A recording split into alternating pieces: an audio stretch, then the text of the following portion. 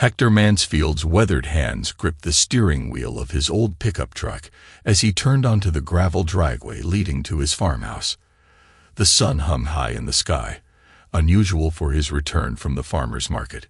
He'd wrapped up early, hoping to surprise Scarlett with lunch from her favorite deli in town. As he pulled up to the house, something caught his eye. A brown package sat on the porch, addressed to his wife. Hector paused, key in hand. Scarlett never ordered anything online. She preferred browsing the local shops, supporting their neighbors' businesses. The hairs on the back of his neck stood up. Something was off. He grabbed the package along with his market cooler and headed inside.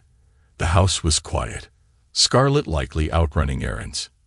Hector set the cooler on the kitchen counter, but kept hold of the package. His farmer's instincts, honed by years of reading subtle signs in crops and weather, were screaming at him. Without really thinking about it, he found himself peeling back the tape. Inside was tissue paper wrapped around something silky and red. As Hector lifted it out, a small card fluttered to the floor. His heart pounding, he bent to retrieve it. The handwriting was unfamiliar and masculine. "We're the gift I sent for our next evening. Did your husband ASAP?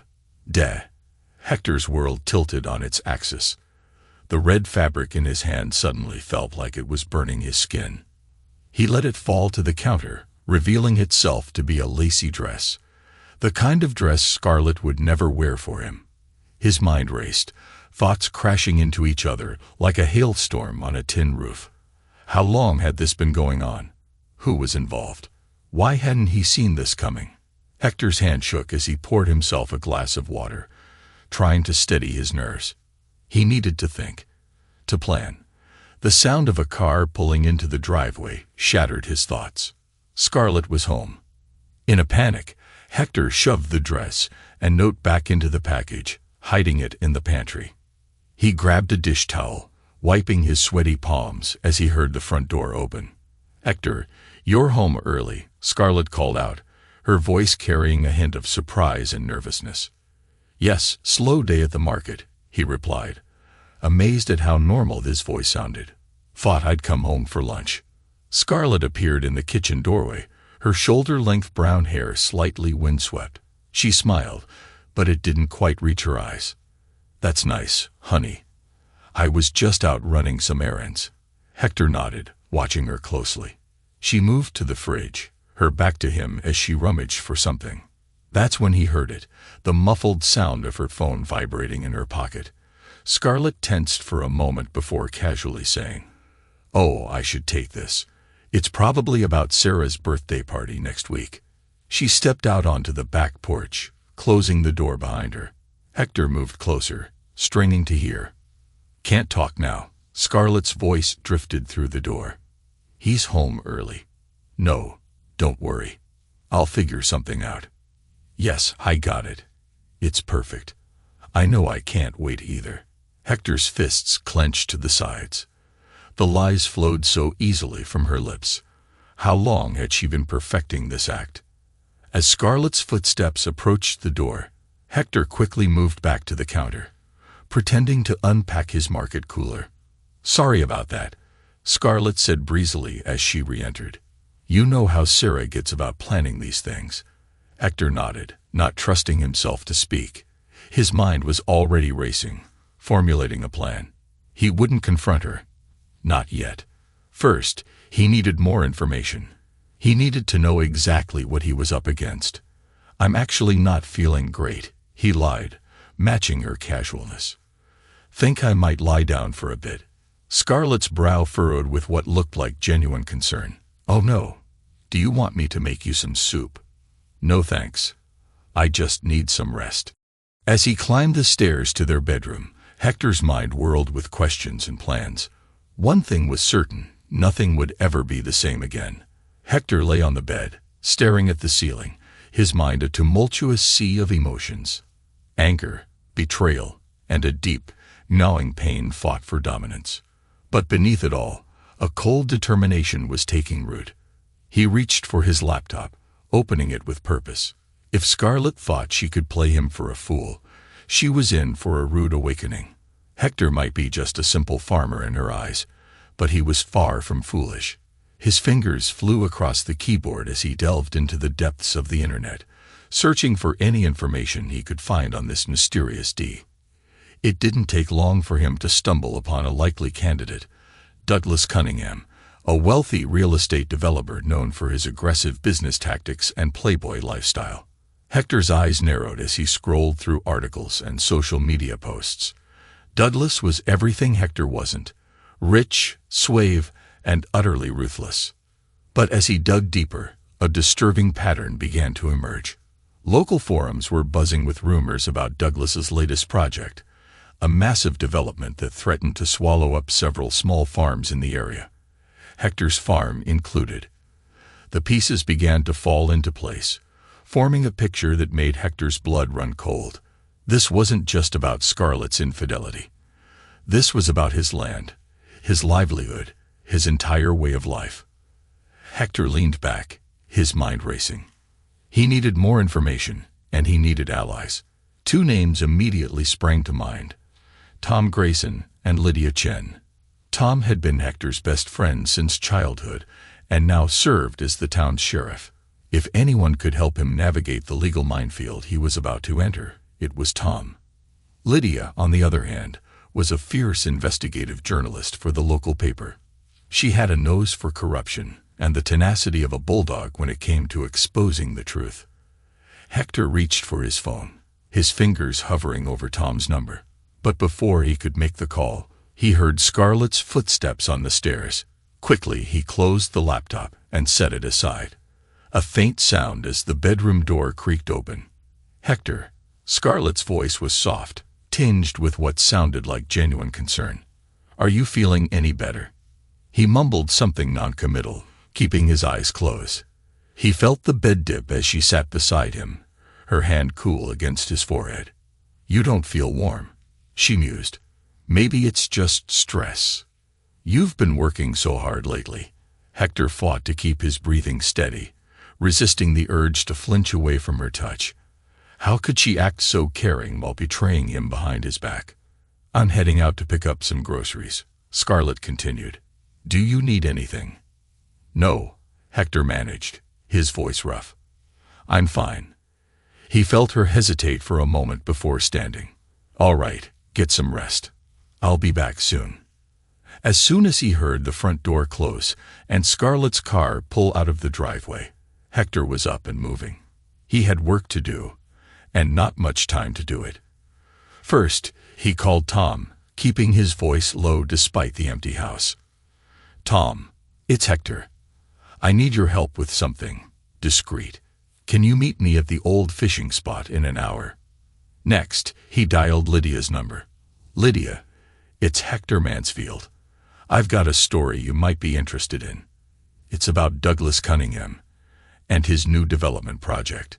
With the wheels set in motion, Hector turned his attention to the package hidden in the pantry. He retrieved it, studying the lacy red dress with a mixture of disgust and determination. An idea began to form in his mind. If Scarlett and Douglas wanted to play dirty, he'd show them just how determined a farmer could be. The bell above the door of Hank's general store jingled as Hector stepped inside. Old Hank looked up from his crossword puzzle, eyebrows raised in surprise. "Hector Mansfield, twice in one day. What brings you back so soon?" Hector forced a smile, trying to appear casual. "Forgot to pick up a few things earlier." "Say, Hank, you wouldn't happen to have any itching powder, would you?" Hank's bushy eyebrows shot up even higher. "Itching powder? What do you need that for?" "Oh, just a harmless prank on the guys down at the feed store," Hector lied smoothly. "You know how it is." Hank chuckled, shaking his head.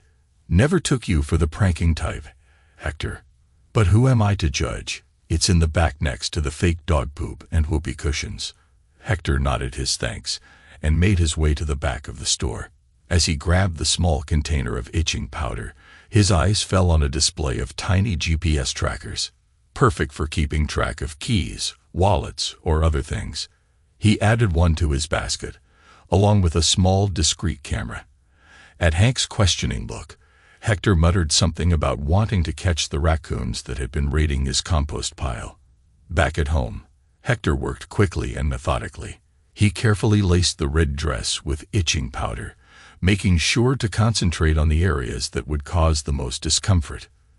Then he repackaged everything exactly as it had arrived, erasing any evidence of his tampering.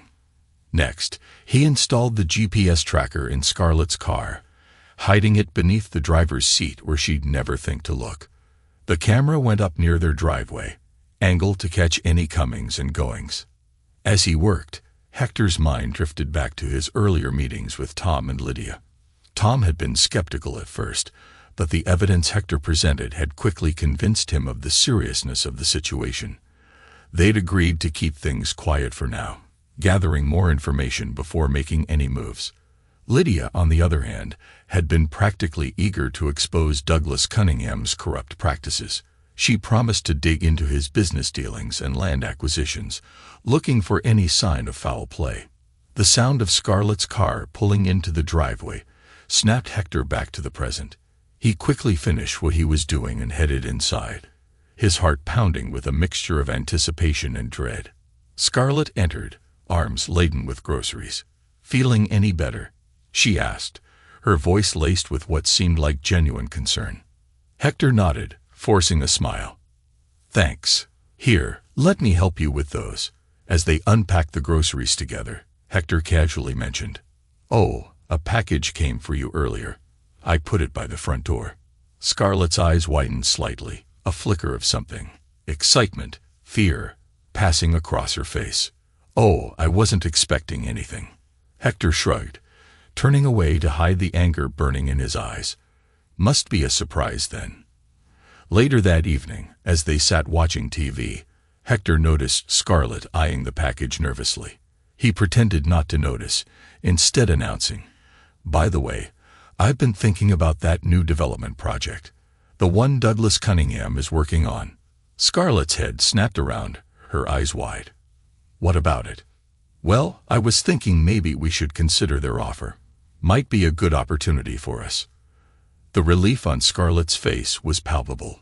"Oh, I thought you were dead set against selling the farm." Hector shrugged, playing his part to perfection. "Times change. Maybe it's time we did too. I'm going to start attending those town meetings, see what it's all about." Scarlett nodded, a small smile playing on her lips. "That sounds like a good idea, honey." As Hector turned back to the TV, he allowed himself a smile of his own. The trap was set. Now, all he had to do was wait for them to spring it. A week had passed since Hector had handed Scarlett the package, containing the lacy red dress laced with itching powder. Each day had been an exercise in restraint, watching his wife's poorly concealed excitement grow as the days ticked by. Now, on a crisp Saturday morning, Hector sat at the kitchen table, pretending to read the newspaper, while covertly observing Scarlett's frantic preparations. "I'm heading out now, honey," Scarlett called, her voice pitched slightly higher than usual. "Sarah's birthday party, remember? I might be back late, so don't wait up." Hector grunted in acknowledgement, not trusting himself to speak. He watched as Scarlett hurried out the door, a large tote bag slung over her shoulder. The red dress was undoubtedly tucked away inside, along with whatever plans she prepared to cover her tracks. As soon as Scarlett's car disappeared down the driveway, Hector sprang into action. He grabbed his own set of keys and a small duffel bag containing surveillance equipment. His hands shook slightly as he started his truck, adrenaline coursing through his veins. The GPS tracker he'd installed in Scarlett's car blinked steadily on his phone screen, leading him unerringly through the winding country roads. Hector's knuckles whitened on the steering wheel as the tracker came to a stop at the Bluebird Motel, a seedy establishment on the outskirts of town. "Classy Scarlett," Hector muttered, pulling into a secluded spot with a clear view of the motel's parking lot. He watched as Scarlett emerged from her car, glancing furtively around before hurrying to room 12. Hector's jaw clenched as he set up his camera, focusing on the door to room 12. The waiting game began, each minute stretching into an eternity. He didn't have to wait long. A sleek black vehicle pulled into the lot, and Douglas Cunningham stepped out, looking every inch the successful businessman in his tailored suit. Hector zoomed in, capturing clear footage of Douglas knocking on the door to room 12 and being quickly ushered inside by Scarlett. Hector's stomach churned, but he forced himself to remain focused. This wasn't about the pain of betrayal anymore. This was about justice, about protecting his land and his community from the machinations of people like Douglas Cunningham. For nearly an hour, nothing happened. Hector kept the camera rolling, documenting the passage of time. Then suddenly, all hell broke loose. The door to room 12 burst open, and Scarlett exploded out, wearing the red dress and nothing else. She was screaming and scratching at her skin, her face contorted in agony. Douglas followed close behind, his shirt unbuttoned and his hair disheveled, looking utterly bewildered. "What is happening?" Douglas shouted, trying to grab Scarlett's flailing arms. "Scarlett, what's wrong?" "It burns," Scarlett shrieked, her nails leaving angry red marks on her skin as she clawed at the dress. "Get it off me." "Oh my, it's everywhere." Hector zoomed in, capturing every detail of the unfolding chaos. Other motel guests were emerging from their rooms, gawking at the spectacle. "Calm down," Douglas said, trying to maintain some semblance of control. "People are watching. Think of the project." "Forget the project," Scarlett spat, tears streaming down her face. "I can't take this anymore." The lies, the sneaking around, trying to manipulate Hector into selling the farm. "I'm done." Hector's eyebrows shot up. He hadn't expected such a clear confession, but he wasn't about to overlook it. As motel staff rushed out, phones in hand to call for an ambulance, Hector quietly packed up his equipment. He had what he needed, more than he'd hoped for. As he drove away, leaving the chaos behind him, a smile played on his lips. The real fireworks were just beginning. Sheriff Tom Grayson stared at his computer screen, his brow furrowed in disbelief.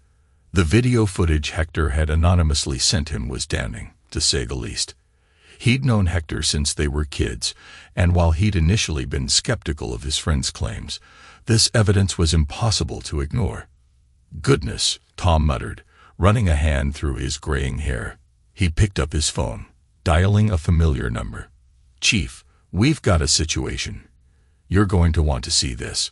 Across town, in the bustling newsroom of a local paper, Lydia Chen's eyes gleamed with determination. The anonymous tip had led her to a goldmine of information, and now with the video footage corroborating everything, she knew she had the story of a lifetime on her hands. "Johnson," she barked to a nearby intern, "give me everything we have on Douglas Cunningham's land deals for the past 5 years, and somebody find out which hospital Scarlett Mansfield was taken to." As Lydia's team scrambled to action, the story was already breaking across multiple platforms. Local news stations interrupted their regular programming with breaking news alerts, and social media was ablaze with speculation and outrage.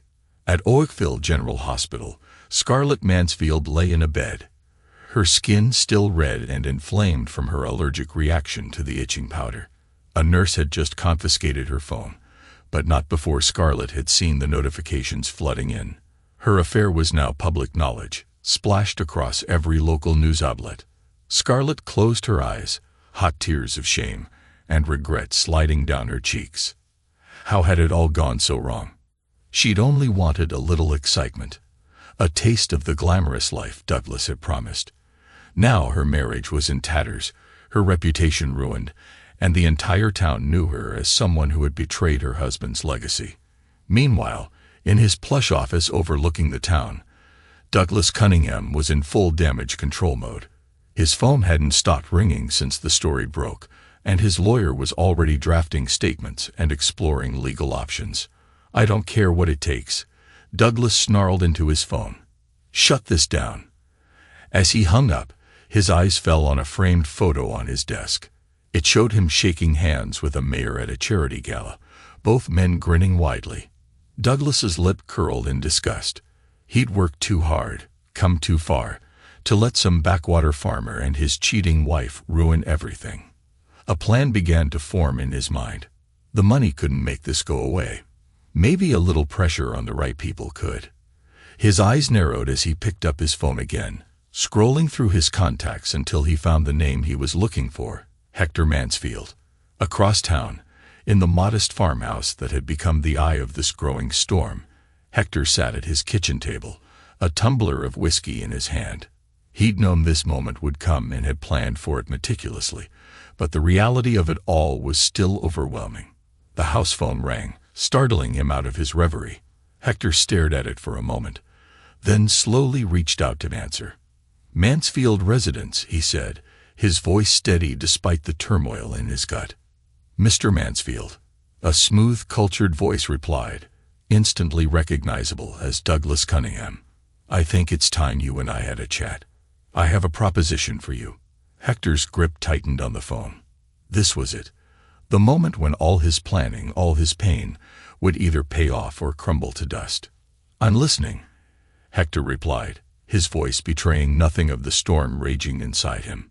As Douglas began to speak, laying out a proposal that reeked of desperation and bribery, Hector felt a cold resolve settle over him. He would play along for now. By the time Lydia dug deeper and Tom built a stronger case, Hector Mansfield intended to see it through to the bitter end. Outside, the first protesters began to gather. The environmental concerns Hector had anonymously tipped off had spread quickly, and now a small but vocal group stood at the edge of his property, waving signs and chanting slogans against Cunningham's development project. As night fell in the town, the stage was set for a confrontation that would change everything. The seeds of betrayal Hector had discovered a week ago had grown into a tangled web of lies, corruption, and retribution. And at the center of it all stood a simple farmer, armed with nothing but the truth and an unshakable determination to see justice done. The farmhouse kitchen, once a place of warmth and family gatherings, now felt like a war room.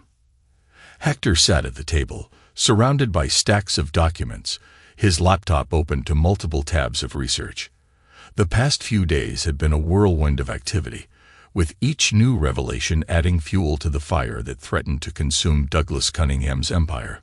The sound of tires on gravel drew Hector's attention. He looked up to see Scarlett's car pulling into the driveway. His jaw clenched involuntarily. This was a confrontation he'd been dreading, but one he knew was inevitable. Scarlett entered the house hesitantly, her eyes red-rimmed and puffy. She looked smaller somehow, diminished by the weight of her actions and their consequences. "Hector," she began, her voice barely above a whisper, "I don't know where to start. I'm so sorry. What I did, there's no excuse." Hector regarded her coldly, his face an impassive mask. "You're right, there isn't." Scarlett flinched at his tone, but pressed on. "Please, Hector, we can work this out. I'll do anything. I love you. I never meant for any of this to happen." For a moment, Hector felt a flicker of the love he'd once held for this woman. But it was quickly extinguished by the memory of her betrayal. "Love?" Hector's voice was flat, devoid of emotion. "Was it love when you plotted to take my farm?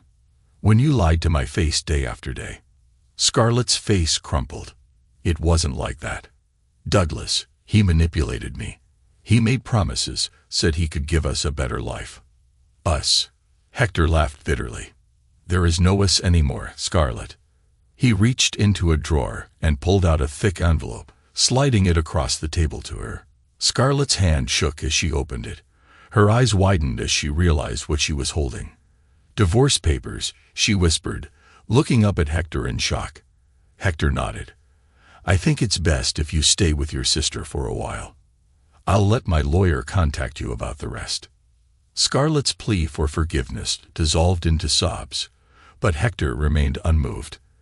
As she gathered a few belongings and left, Hector felt a weight lift from his shoulders. One chapter was closing, but the real battle was just beginning. Across town, in the opulent offices of Cunningham Developments, Douglas Cunningham was facing his own reckoning. His lawyer, a sharp-featured man named Arnold Weiss, sat across from him, his expression grave. "It's bad, Douglas," Weiss said, shuffling through a stack of papers. "The bribery attempt with Mansfield was caught on tape. We've got environmental violations coming out of our ears, and now the SEC is investigating some of your other land deals." Douglas slammed his fist on the desk. "I don't pay you to tell me how bad it is. I pay you to fix it." Weiss leaned back, unimpressed by the display of temper. "There might be a way, but it's risky. If we can discredit Mansfield, make him look like the bad guy here, we might be able to turn public opinion." Douglas's eyes gleamed with a desperate sort of hope. "How?" "We plant some evidence. Make it look like he's been evading taxes, maybe committing a little insurance fraud on the side. It's a small town. People are quick to believe the worst about their neighbors." For a moment, Douglas hesitated. This was crossing a line, even for him. But as he thought about the empire he'd built and the power he wielded, he knew he couldn't let it all slip away because of one stubborn farmer. "Do it," he growled. As night fell, two shadowy figures crept onto Hector's property. They moved with purpose, planting falsified documents in Hector's barn and tampering with his financial records. Little did they know Hector's hidden cameras were capturing their every move. The next morning, as Hector reviewed the footage, a smile played on his lips. He'd anticipated this move and prepared for it. Now he had them exactly where he wanted them. He picked up his phone, dialing a familiar number. "Tom, it's Hector. You're going to want to see this." A Sheriff Grayson arrived to review the evidence. Lydia Chen was putting the finishing touches on her most explosive article yet. The headline blazed across her computer screen. "Cunningham caught. Developer's desperate attempt to frame local farmer backfires." The town was abuzz with the latest developments. Hector found himself thrust into the spotlight. He was a hero for standing up to corporate greed and corruption.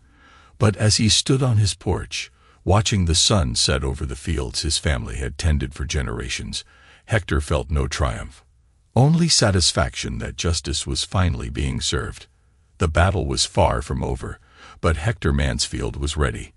He'd weather betrayal, face down threats, and emerge stronger. Whatever Douglas Cunningham and his associates threw at him next, Hector would be ready for his land, his community, and the truth. He would fight to the bitter end. The Oakville County Courthouse loomed before Hector Mansfield like a monolith of justice. Its weathered stone facade had witnessed countless dramas over the years, but few as complex and far-reaching as the one about to unfold within its walls. Hector straightened his tie, a gesture that felt foreign to his calloused farmer's hands. He traded his usual flannel and work boots for a suit that hung awkwardly on his frame. But today wasn't about comfort. It was about standing tall in the face of those who tried to destroy everything he held dear. As he climbed the courthouse steps, he caught sight of his reflection in the polished brass doors. The man staring back at him looked older, harder. The past months had etched new lines around his eyes and mouth. But there was a fire in his gaze that hadn't been there before, a determination born of betrayal and honed by righteous anger. Inside, the courtroom buzzed with tension. On one side sat Douglas Cunningham, looking less the suave businessman and more like a cornered individual. His expensive suit couldn't hide the sheen of sweat on his brow or the nervous tick in his jaw. Beside him, Scarlett, no longer Hector's wife, but a stranger wearing her face, stared straight ahead, her expression a mask of practice and difference. Hector took his place at the plaintiff's table, nodding to his lawyer. The evidence they gathered lay in neat stacks before them. A paper trail of corruption, greed, and betrayal. As the judge entered, and the proceedings began, Hector felt a strange calm settle over him. This was it. The moment when all the pain, all the scheming, all the sleepless nights would either pay off or crumble to dust. The first blow came swiftly. Hector's lawyer presented recordings of Douglas's clumsy attempts at bribery, his voice filling the courtroom with damning evidence. "Mr. Mansfield," Douglas's voice crackled from the speakers, "I'm prepared to make this all go away. Name your price." A murmur rippled through the gallery. Douglas sank lower in his seat, his face ashen. Next came the land deal documents, meticulously annotated to show the web of shell companies and falsified environmental reports Douglas had used to push through his development plans. As the evidence mounted, Hector watched the color drain from Douglas's face. Scarlett, for her part, seemed to shrink with each new revelation as if trying to disappear into her chair. But the true coup de grace came from an unexpected source. Lydia Chen, the investigative journalist who'd been digging into Douglas's past, had published a series of explosive exposes. Her articles, entered into evidence, painted a damning picture of Douglas's corrupt practices stretching back years. The judge, a no-nonsense woman with steely gray hair, listened to it all with an impassive expression. When the final piece of evidence had been presented, she removed her glasses and surveyed the courtroom. In light of the overwhelming evidence presented, she began, her voice cutting through the tense silence. This court finds in favor of the plaintiff, Hector Mansfield. A collective gasp went up from the gallery. Hector felt a weight lift from his shoulders. Mr. Cunningham's company is hereby ordered to pay significant damages to all affected farmers. Full ownership of the Mansfield farm is to remain with Mr. Mansfield. Douglas slumped to his feet, face contorted with rage. But his lawyer quickly pulled him back down, whispering urgently in his ear. As the courtroom erupted into chaos, Hector remained still, his eyes locked on Scarlett. For a brief moment, their gazes met. He saw a flicker of something in her eyes. Regret. Before, she quickly looked away. The family court proceedings that followed were almost anticlimactic. With her infidelity a matter of public record and her complicity in Douglas's schemes exposed, Scarlett was left with nothing in the divorce settlement. As Hector left the courthouse that day, the late afternoon sun warm on his face, he felt no triumph. Only a grim satisfaction that justice had been served, and a deep weariness at the cost of it all. The battle was won, but Hector knew the war was far from over. The real work, rebuilding his life, his community, and the trust that had been shattered, was just beginning. The old barn on the edge of Hector's property had seen better days. Its red paint was faded and peeling. The roof sagged ominously in places, and the big double doors creaked in protest when opened. But today, it hummed with activity and purpose. Inside, farmers from all over the county had gathered. Men and women whose families had worked this land for generations sat on hay bales and leaned against weathered support beams. Their faces were etched with worry lines, but their eyes held a spark of hope that hadn't been there in months. Hector stood before them, acutely aware of the weight of expectation on his shoulders. He had become something of a local hero in the wake of the trial, a David who'd taken on Goliath and won. But he knew that one victory didn't guarantee a war, and the threat of predatory developers still loomed large over their community. "Friends," he began, his voice carrying easily in the hushed barn. "What we've been through, what we've overcome, it's just the beginning." He outlined his plan for a cooperative, a way for small farms to band together, pooling resources and fighting as one against those who would seek to drive them from their land.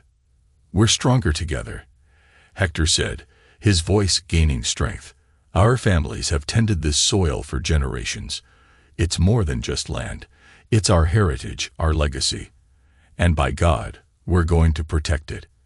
A murmur of agreement rippled through the crowd. Heads nodded, backs straightened. Hector could feel the mood in the barn shifting, fear and uncertainty giving way to determination and resolve. As the meeting broke up, farmers lingered to shake Hector's hand, offer words of support, or ask questions about the cooperative. The barn buzzed with new energy, a sense of purpose that had been missing for too long. But not everyone shared in the optimism of the moment. Across town, in a small apartment far removed from the farmhouse she'd once called home, Scarlett Mansfield, no longer Scarlett Thompson, stared out the window at the unfamiliar street below. The trial had left her with nothing.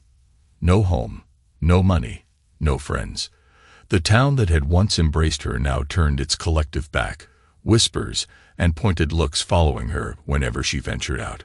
Scarlett's hand shook slightly as she raised a glass of wine to her lips. I made terrible mistakes once, she reminded herself bitterly. But surely I don't deserve this complete ostracization. This erasure of my entire life. A wild, desperate plan began to form in her mind. She'd go to Hector, throw herself on his mercy, beg forgiveness, promise to make amends.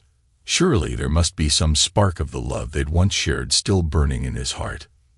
Meanwhile, in a seedy motel room on the outskirts of town, Douglas Cunningham paced like a caged animal. Financial ruin stared him in the face. His company was in shambles, lawsuits piling up faster than he could count. The empire he'd spent a lifetime building was crumbling around him, and he knew exactly who to blame. Hector Mansfield. The name burned in his mind like acid. That stubborn farmer, Douglas thought. The rage that had been simmering for months finally boiled over. Douglas's hand closed around the neck of a half-empty whiskey bottle. With a roar of frustration, he hurled it against the wall, watching with savage satisfaction as it shattered, amber liquid and glass shards exploding outward. As he stood there, chest heaving, a cold clarity settled over him. He wasn't finished, not by a long shot. Hector Mansfield had taken everything from him. It was time to return the favor.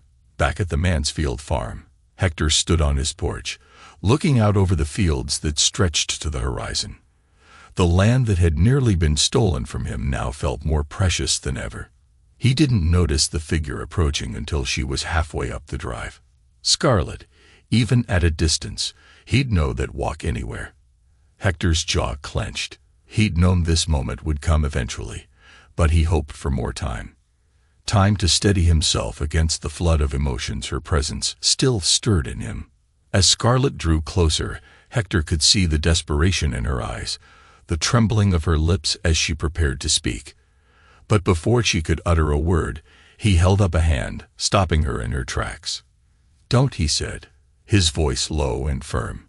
"Whatever you came here to say, Scarlett, just don't."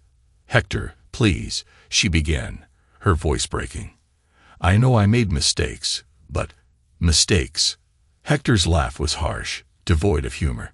"You betrayed everything we built together. You conspired to steal my land, my heritage. Those aren't mistakes, Scarlett. Those are choices." Tears spilled down Scarlett's cheeks, but Hector remained unmoved. The woman before him was a stranger, wearing the face of someone he'd once loved. "I'm sorry," he said softer now, "but there's nothing left for you here. It's time for you to go." As Scarlett turned and walked away, her shoulders shaking with silent sobs, Hector felt a chapter of his life closing definitively. It hurt, yes, but it was a clean hurt, the kind that healed, eventually. He didn't see the figure watching from the shadows of the trees that lined his property. He didn't notice the glint of hatred in Douglas Cunningham's eyes as he watched the exchange. He didn't realize that the worst was yet to come. The autumn sun hung low in the sky, casting long shadows across the fairgrounds as Oakville's first harvest festival in years got underway. The air was crisp, scented with the sweetness of apples and the earthy aroma of pumpkins. Laughter and music drifted on the breeze, a joyous soundtrack to the celebration of community and perseverance. Hector Mansfield stood at the edge of the crowd, watching his fellow families explore the stalls laden with local produce. Children squealed with delight on hayrides, and neighbors who'd been strangers just months ago now chatted like old friends. A hand clapped him on the shoulder, startling him from his reverie.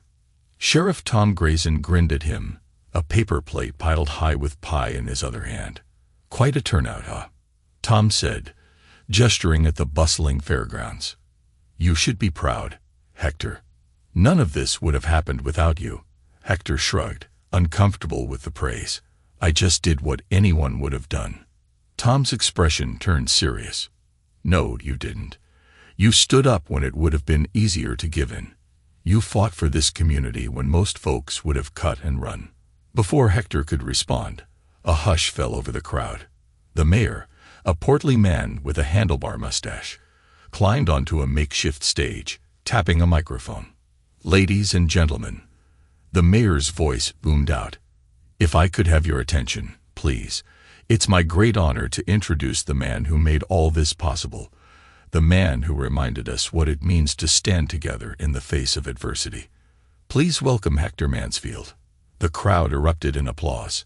Hector felt his face flush as all eyes turned to him. Tom gave him a gentle push towards the stage. "Go on," he said with a wink. "Your public awaits." As Hector made his way to the stage, he caught glimpses of familiar faces in the crowd.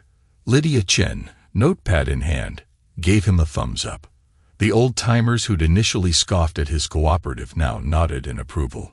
Young families whose farms had been saved beamed at him with gratitude.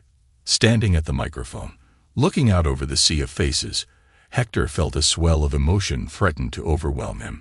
He took a deep breath, centering himself. "Folks," he began, his voice steady despite his nerves. "I'm not much for speeches. I'm just a farmer like many of you. But what we've been through this past year, what it's taught me are some things I think are worth sharing."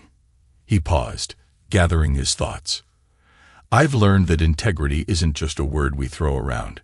It's a choice we make every day, especially when it's hard. I've learned that perseverance isn't about never falling down, but about getting back up every time we do." The crowd hung on his every word, the fairground silence save for Hector's voice. "But most of all, I've learned that we're stronger together than we ever could be alone. This festival, this community we're rebuilding, it's not about me. It's about all of us. About the legacy we're protecting and the future we're building for our children." As Hector finished speaking, the applause was deafening. He stepped off the stage, immediately surrounded by well-wishers and supporters. But even in this moment of triumph, Hector couldn't help but notice two conspicuous absences. On the outskirts of town, a car packed with hastily thrown-together belongings pulled onto the highway. Behind the wheel, Scarlett Thompson wiped back tears as she watched Oakville disappear in her rearview mirror. The town that had once been her home now held nothing but painful memories and closed doors. She thought of Hector, imagined him surrounded by adoring townsfolk, celebrated as a hero. The bitterness that welled up inside her was tempered by a grudging respect. He'd outplayed her at every turn, revealed the strength she'd never suspected he possessed. As the "now leaving Oakville" sign flashed past, Scarlett allowed herself one final glance back. Then she pressed down on the accelerator, her gaze fixed firmly on the road ahead and the uncertain future that awaited her. Miles away in the opposite direction, another car sped along the empty highway. Douglas Cunningham's knuckles were white on the steering wheel, his jaw clenched so tight it ached. He'd lost everything: his company, his reputation, his future, all because of one stubborn farmer who refused to back down. The rage that had been simmering for months now burned cold and hard in his chest. "This isn't over," he thought. "I'll be back someday when Hector least expects it, and I'll make him pay for every loss." Back at the festival, as the sun dipped below the horizon and the first stars began to twinkle in the darkening sky, Hector found a quiet moment alone. He stood at the edge of his property, looking out over the fields that stretched as far as the eye could see. The victory had come at a cost. His marriage, his trust in others, a piece of his innocence, all sacrificed in the name of justice and preservation. Yet as he watched the fireflies begin their nightly dance over the cornfields, Hector felt a sense of peace settle over him. The bitterness of revenge had faded, replaced by a quiet determination to channel his energy into something positive. He thought of the young farmers he'd been mentoring, eager faces soaking up generations of knowledge.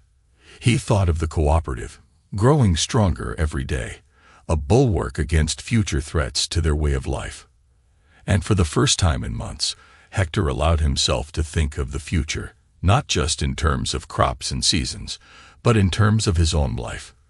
The possibility of love, of companionship, no longer seemed like a closed door. As he turned back towards the fairgrounds, towards the warmth of community and the promise of a new day, Hector Mansfield smiled. The road ahead was uncertain, but he was ready to walk it, one step at a time, eyes open, heart cautiously optimistic. The night air carried the last strains of music from the festival, a joyful melody that seemed to echo the sentiment in Hector's heart. The worst was behind them. The best, he dared to hope, was yet to come.